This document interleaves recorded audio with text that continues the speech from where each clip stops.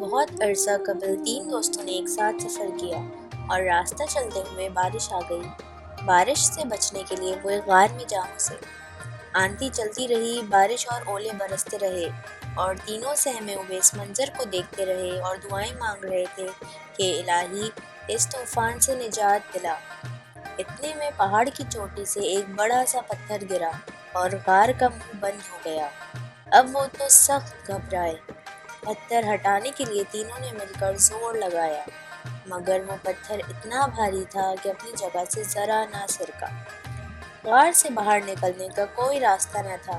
تینوں مسافر مایوس ہو کر بیٹھ گئے اور موت کا انتظار کرنے لگے۔ ان میں سے ایک نے کہا، دوستو، آؤ اپنے اچھے اچھے کاموں کو یاد کر کے خدا سے دعا مانگے، شاید اللہ تعالیٰ ہمیں اس مصیبت سے بچا لے۔ ایک مسافر نے کہا، اے اللہ، تو جانتا ہے کہ میں نے اپنے بچوں کو حلال روزی کھلانے کے لیے دن رات محنت کرتا رہا۔ میں نے حرام کا لقمہ نہ کبھی خود کھایا نہ اپنے بچوں کو کھلایا۔ خدایا، اگر میرا یہ کام تجھے پسند ہے تو اس پتھر کو ہٹا کر ہمیں موت کے منہ سے نکال دے۔ پتھر ذرا سا سرکا اور باہر سے روشنی کی ایک ہلکی سی لکیر آنے لگی۔ دوسرا مسافر بولا، اے خدا، تو جانتا ہے کہ میں نے ہمیشہ غریبوں کی اور محتاجوں کی مدد کی اور کسی سائل کو اپنے دروازے سے کبھی خالی ہاتھ نہیں پھیرا۔ اگر میرا یہ کام تجھے پسند ہے تو ہمیں ہلاکت سے نجات بخش۔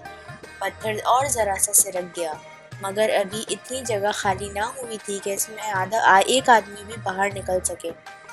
تیسرے مسافر نے کہا، الہی، تو جانتا ہے کہ میں سارا دن اپنی بکریاں چراتا ہوں، شام کو گھر آتا ہوں اور بکریوں کا دودھ دوہتا ہوں اور دودھ سب سے پہلے اپنے بوڑھے ماں باپ کو پلاتا ہوں، اس کے بعد اپنی بیوی بچوں کو دیتا ہوں۔ میرے ماں باپ مجھ سے خوش ہیں۔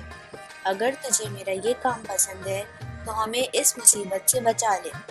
جو ہی دعا ختم ہوئی، پتھر لڑکھڑا کر نیچے جا گرا اور غار کا منہ کھل گیا۔ اس وقت تک آندھی اور بارش کا طوفان ختم ہو چکا تھا۔ تینوں مسافروں نے خدا کا شکر ادا کیا اور غار کے منہ سے باہر نکل آئے اور نکل کر اپنے راستے پر چل دیے۔